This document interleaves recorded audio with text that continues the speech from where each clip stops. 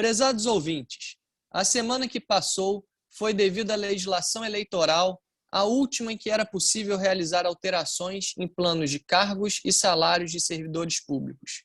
Este foi, portanto, um assunto que movimentou bastante o plenário e os corredores da Assembleia Legislativa. Mas não foi só.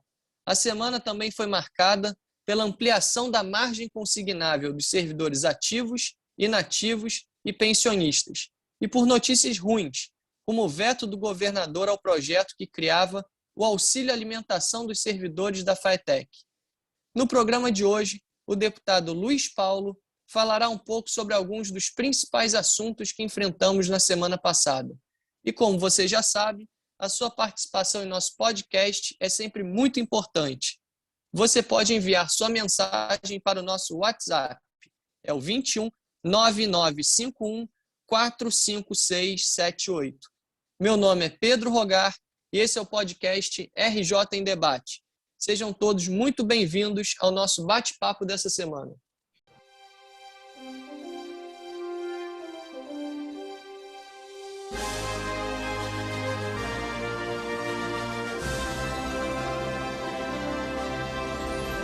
Bom dia, deputado Luiz Paulo. Tudo bem com o senhor?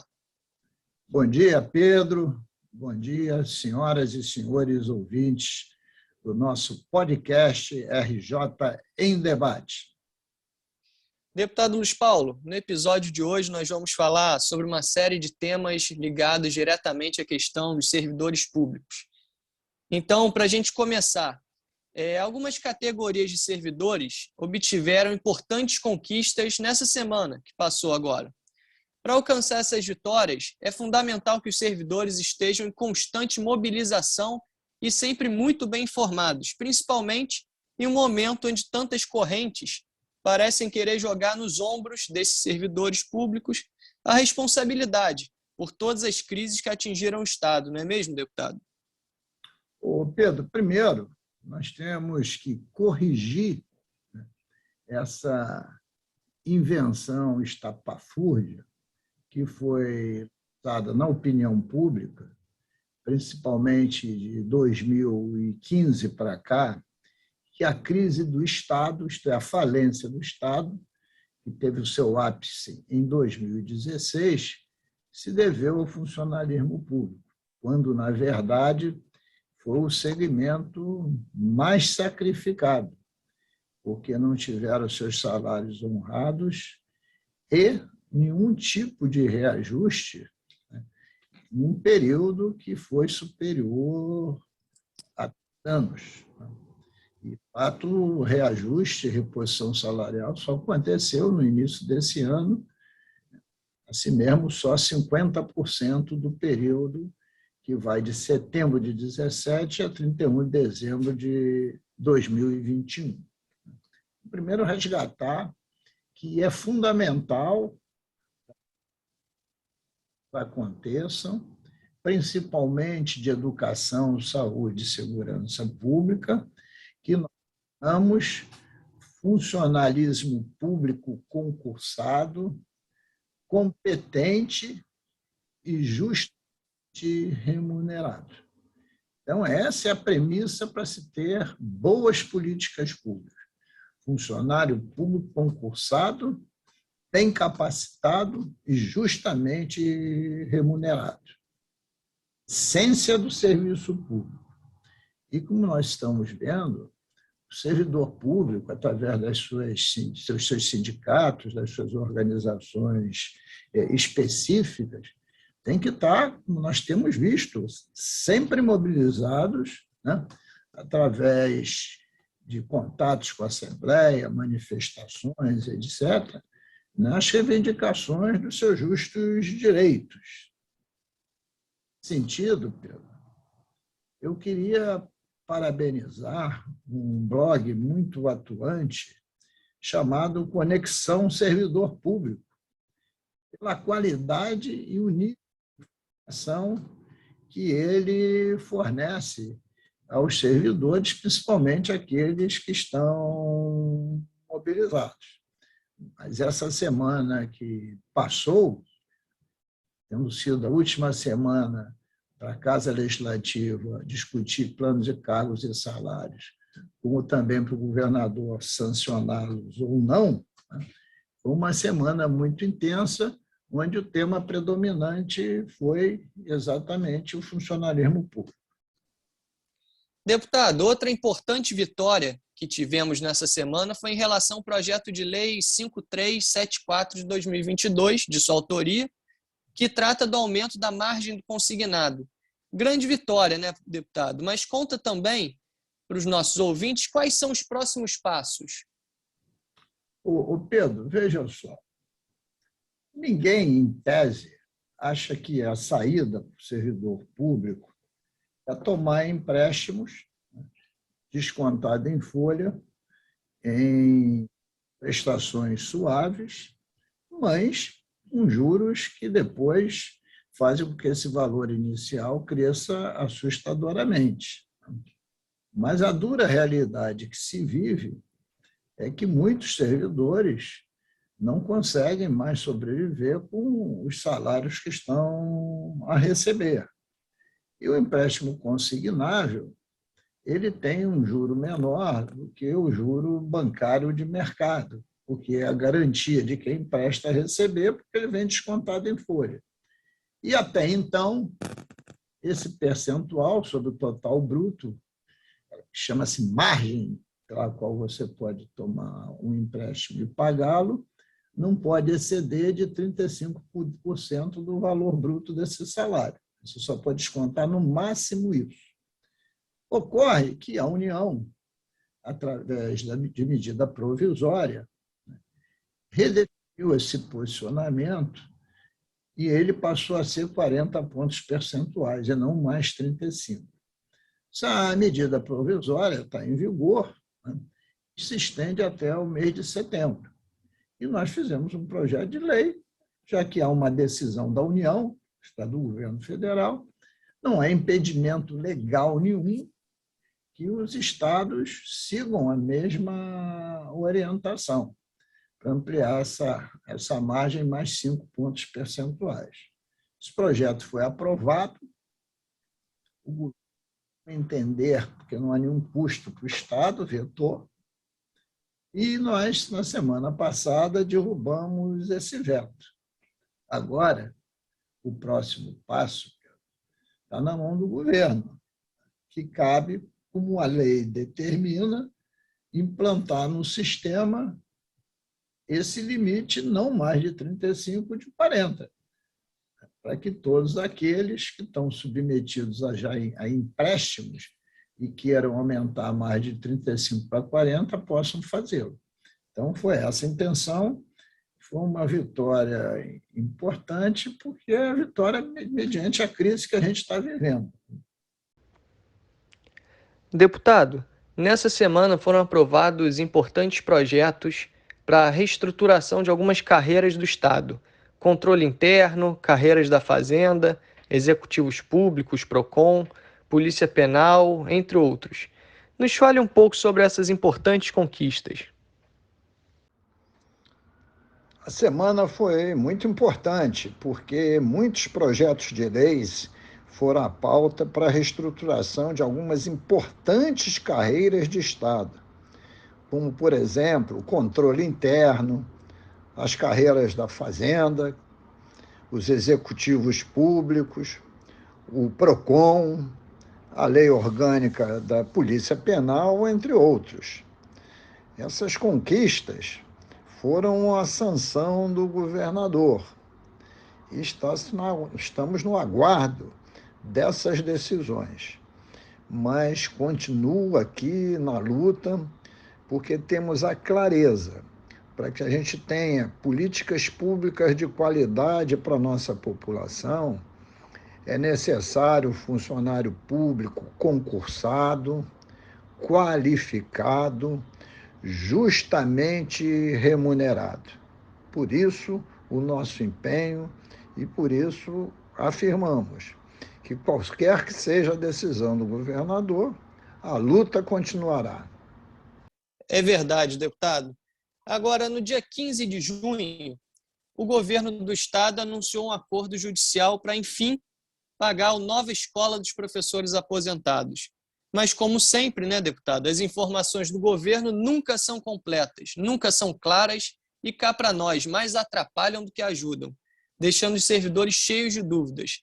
É preciso ser mais transparente, não é mesmo, deputado? Olha, aliás, Pedro, um dos graves problemas deste governo do Estado que está aí é a falta de transparência.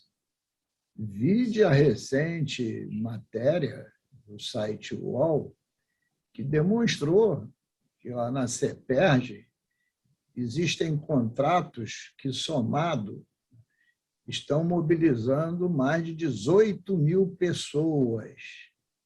Não se sabe como foram contratadas, quem são, quanto se remuneram e, principalmente, o que fazem. Olha, se o governo, em relação à nova escola, faz um acordo judicial de pagamento, revele o acordo inteiro. O que é? Quanto vai pagar, a quem vai pagar, né? E quanto cabe a cada um receber. Isto é, mostra o quantum total, quem irá receber, o nome, né? E o de cada um, para que as pessoas que têm direito saibam se foram contempladas ou não pelo acordo judicial. É uma mera transparência.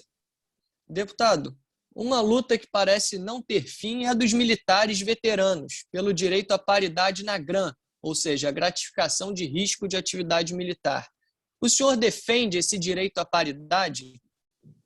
Ô Pedro, é evidente que eu sou um lutador em relação à paridade, principalmente das forças policiais. Inativos e pensionistas e ativos, tanto faz ser da polícia militar, ou da polícia civil, ou da polícia penal, eles têm o mesmo direito à GRAM, porque são forças de polícia, cada uma na sua especificidade, né? E a paridade entre nativos e pensionistas com os ativos, né, já é um preceito constitucional. Então, essa é uma luta que está de pé, buscando solução. Deputado Luiz Paulo, inúmeros aposentados e pensionistas que possuem direito à paridade não estão conseguindo ter seu salário devidamente atualizado. O senhor apresentou um projeto para que essa atualização seja feita automaticamente e determinando que, caso não seja possível realizar essa atualização automática, o beneficiário seja informado individualmente, de modo que os motivos que impediram essa atualização possam ser sanados. Nos fale um pouco sobre a relevância desse projeto. O já de lei 6.080 de 22, ele tem um objeto específico. Como é que funciona hoje essa paridade de inativo e pensionista com o ativo? Imagine que uma determinada atividade de funcionário ativo tenha a sua remuneração se ampliado. Então, lá, o inativo e pensionista não tem essa paridade de imediato. O que a gente quer com esse projeto de lei é que o ativo teve um aumento de remuneração, automaticamente isso seja transferido para o inativo e para pensionista. Caso o Rio Previdência não consiga fazê-lo por dúvida ou por qualquer outro motivo, ele entra em contato, né, por meio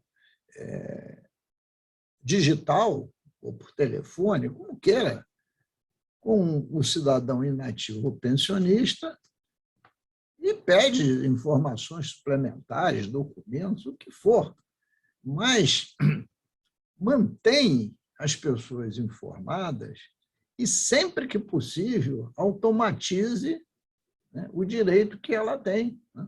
Então, é esse o desejo desse PL, que será profundamente discutido aqui no Parlamento a partir do mês de agosto ainda deste ano.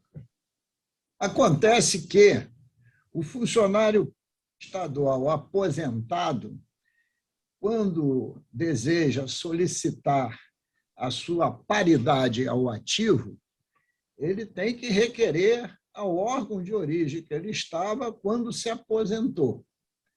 E o funcionário pensionista tem que fazer a reivindicação ao Rio Previdência. Claro que isso são trilhas de demora, de burocratização, de problemas, e é isso que a gente quer evitar. O que desejamos é que essas paridades possam ocorrer de forma líquida, tranquila, transparente, automaticamente. Deputado Luiz Paulo, estamos chegando ao final de mais um episódio do nosso podcast RJ em Debate. Nesse episódio, nós tratamos de assuntos de grande relevância, como as vitórias das mais diversas categorias do serviço público. Agradeço em nome da equipe do podcast RJ em Debate a todos os nossos ouvintes. E vamos agora ao quadro Bola Dentro e Bola Fora, com os pontos positivos e negativos da semana, na análise do deputado Luiz Paulo.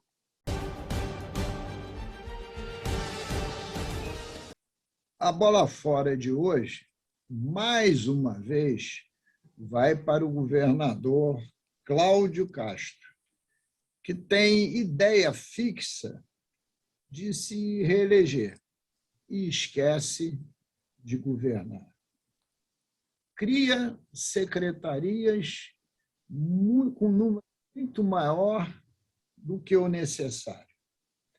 Faz distribuição de cargos a muitos de seus aliados políticos, independente de terem ou não qualificações específicas para exercício desses cargos. E isto tem sido uma posição populista e negativa. E agora vem a público mais um grande escândalo. O governador, através da CEPERJ, teria contratado em 2 programas mais de 18 mil pessoas que ninguém sabe quem são, quanto ganham e o que fazem. E justo aonde? No CEPERJ, que é o nosso mini IBGE, é o nosso Centro Estadual de Estatísticas, Pesquisas e Formação de Serviços e de Servidores Públicos. Veja, este centro contratando de pessoas que não são funcionárias públicas. E de onde vem essa seleção? Diz o governo que houve uma análise de currículos, 18 mil currículos, e que isto viria do banco de talentos. Haja talentos, 18 mil. Governador, comece a governar. Vamos agir, de fato, a favor do nosso Estado e da nossa população. Vamos deixar esse fisiologismo de lado. A bola dentro de hoje vai para a campanha Rio Sem Preconceito, que foi lançada mais uma vez na cidade do Rio de Janeiro, no último dia 30 de junho. A luta contra qualquer tipo de preconceito deve ser travada. Aliás, é uma das bandeiras centrais do meu mandato. E essa luta deve ser contra o preconceito de sexo, de gênero, de cor, de orientação sexual, de crença ou de situação econômica. Preconceito é uma desgraça para a vida do ser humano. É uma luta perene que temos que travar. E, para isso, a conscientização de todos torna-se um trabalho diário de cada cidadão. Exatamente o cidadão que busca uma sociedade mais humana, fraterna e justa.